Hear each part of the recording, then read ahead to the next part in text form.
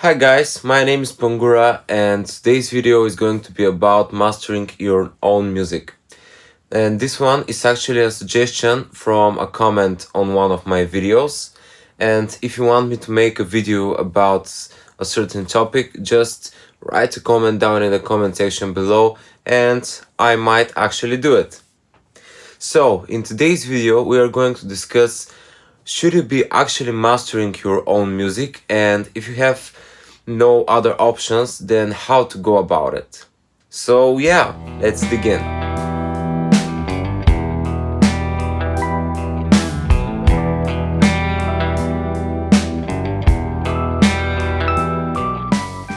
Nowadays, most of the clients that we work with are independent and they don't exactly have big budgets for mixing and mastering. They don't even have big budgets for producing and hiring session players. So in many cases, the mastering is done by the mixing engineer. That could be very problematic. If you don't have any other options, then of course you do it. But if you have the option to convince the artist, or if you're the artist and mixing your own stuff, try to hire a decent mastering engineer so that another person with a different set of ears and in a different state of mind can give another listen to the song and maybe improve it in a way that you just can't. Now, let's say that you have to master your own mix, and that's probably why you're watching this video.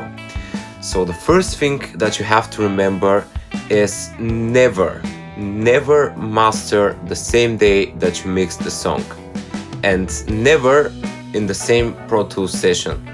This is very important so that you can have at least a little bit different perspective of the song and step out of the shoes of the mixer and step in the shoes of a mastering engineer. Other than that, you have to remember that it's always better to go back in the mix and fix something rather than trying to fix it in the mastering stage. And in this case, you're the mixing engineer, so you can do it easily. If your kick is too loud, for example, or your vocal is too harsh or guitar's too quiet, just go back in the mix, fix it, export it, and get back to mastering. Now let's get inside Pro Tools, and I'm going to show you a couple of my tricks that I use to fool people that I'm actually a good mastering engineer. Well, okay, here we are in Pro Tools, and this is a new session. I'm going to import the song. Okay, here.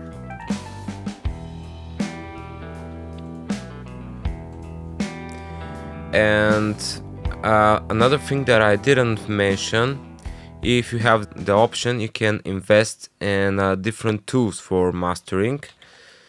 And I personally use Ozone 11, and sometimes I might use a different EQ or different saturation too from time to time, but most of all I use this, and this is my preset that I'm always using these modules inside it. Like, this is probably the biggest trick about getting something as loud as possible without crushing it, is to use two different limiters. And I have the maximizer and the vintage limiter here. Before that, I have a saturation tool ready to go. Before that, I have an imager ready to go, some dynamic EQ, and those tools I use from time to time because they are like the suit and those things that work like on a AI base, and I'm not really fond of that, but sometimes it really helps. And here I have an equalizer. Okay, so let's listen to the song now, and I'm sorry but the video cut off. I already did the EQ and I'm going to explain them. Blurry eyes saw the skies, give me a peace of mind. Clear ones tend to stick to the ground and make my smile upside down. Yet I know I can't fake it anymore.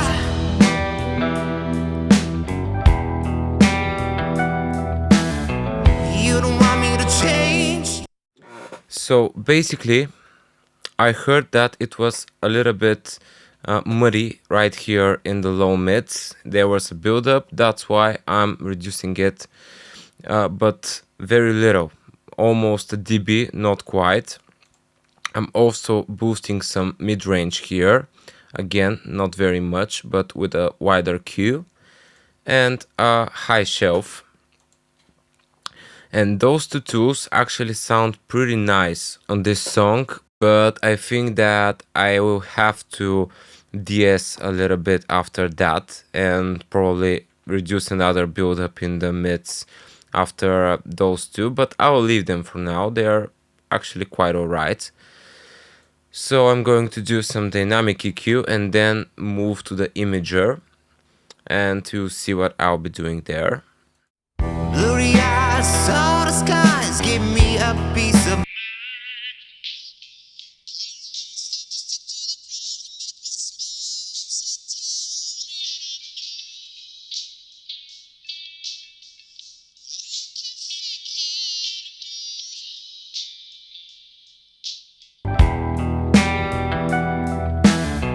You don't want me to change, yet don't like the man I am. You think you gave me a chance, I don't get you.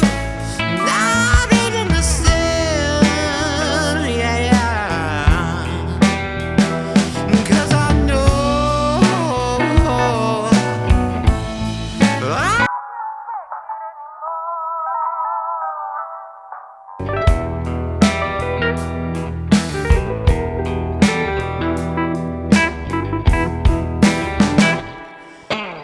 I can't stand low while you're busy moving on like a rolling stone. Now I call it thrown up on my own with my bullshit drone.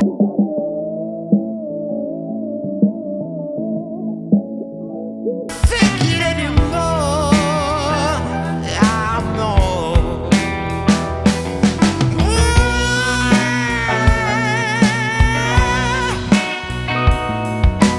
Why can't fake it? Why can't fake it anymore?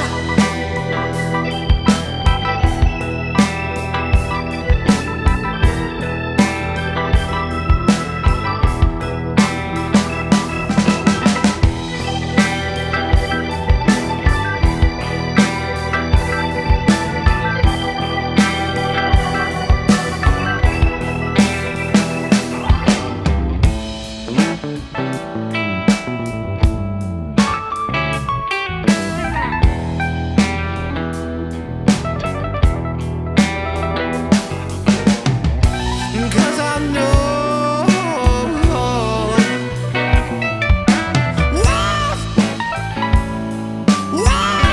why can't fake it anymore?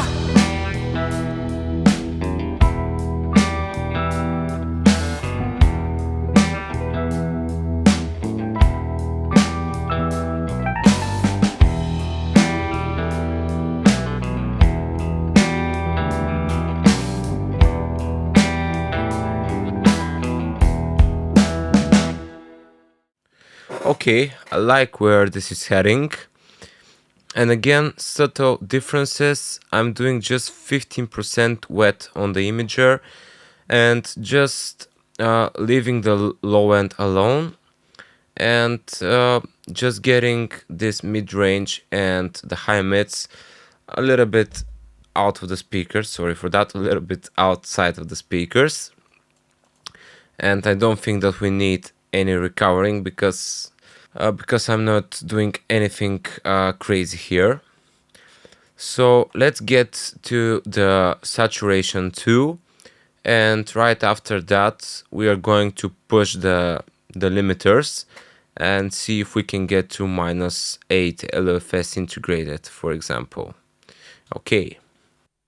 Blurry eyes saw the skies, give me a peace of mind. Clear ones tend to stick to the ground and make my smile upside down. Yet I know I can't fake it anymore.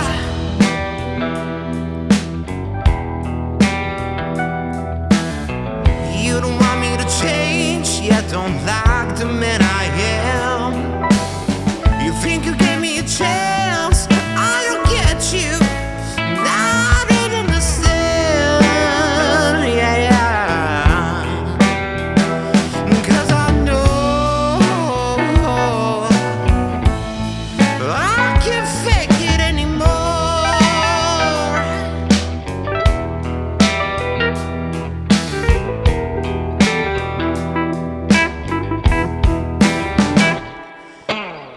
I can't stand low while you're busy moving on like a rolling stone. Now I call it a throne. Up on my own, read my bullshit throne. 'Cause I know I can't fake it anymore. I know.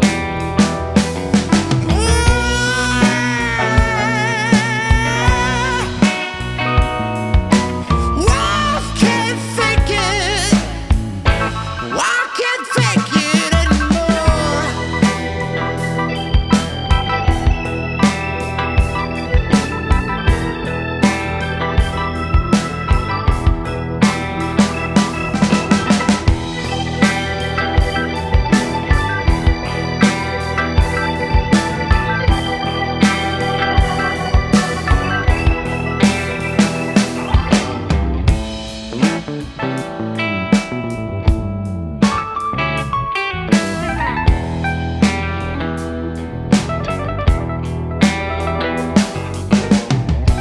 Cause I know.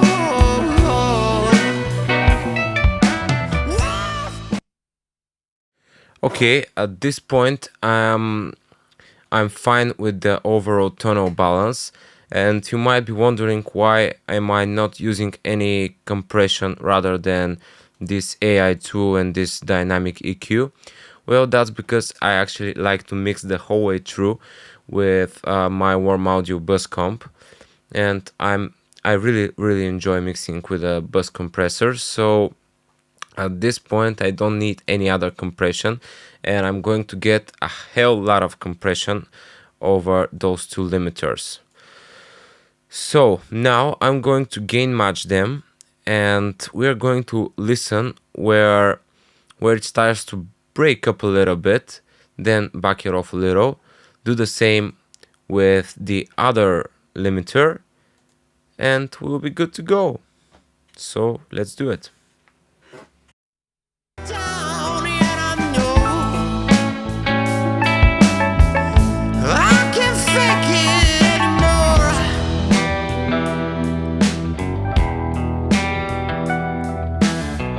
You don't want me to change, yet don't like the man I am. You think you gave me a chance, I don't get you. Now I don't understand, yeah, yeah.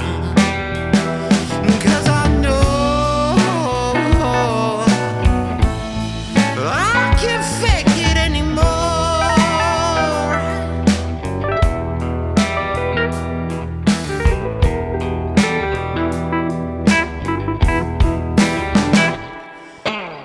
I can't stand low while you're busy moving on like a rolling stone.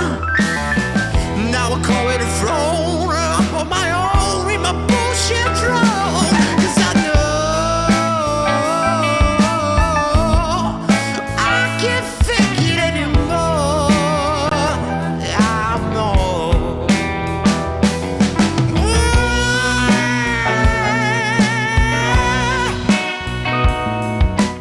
Why can't fake it? Why can't fake it anymore?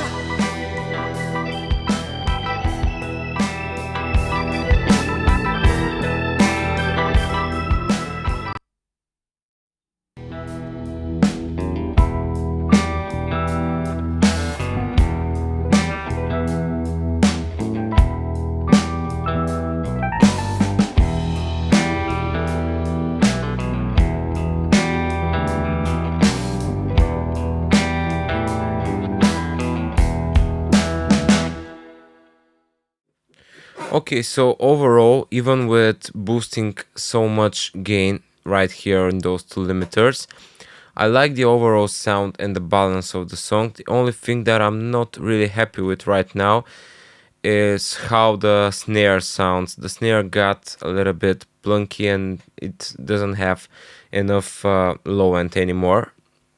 So I'm going to try to bypass some of those stuff and probably do something like this here and try to boost that snare. Let's see how we're going to achieve it. I will call it a throne on my own, read my bullshit throne. 'Cause I know I can't.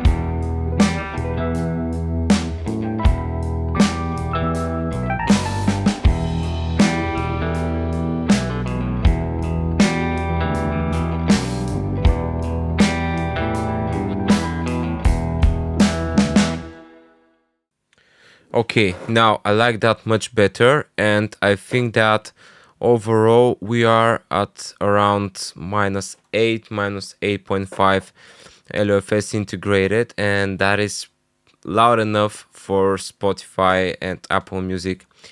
And yeah, basically that's it. That's how to master your own music at home. And in this case, I'm happy with the mix, and that's why I didn't go back. But again, if you need to fix something, just go back in the mix and fix it there.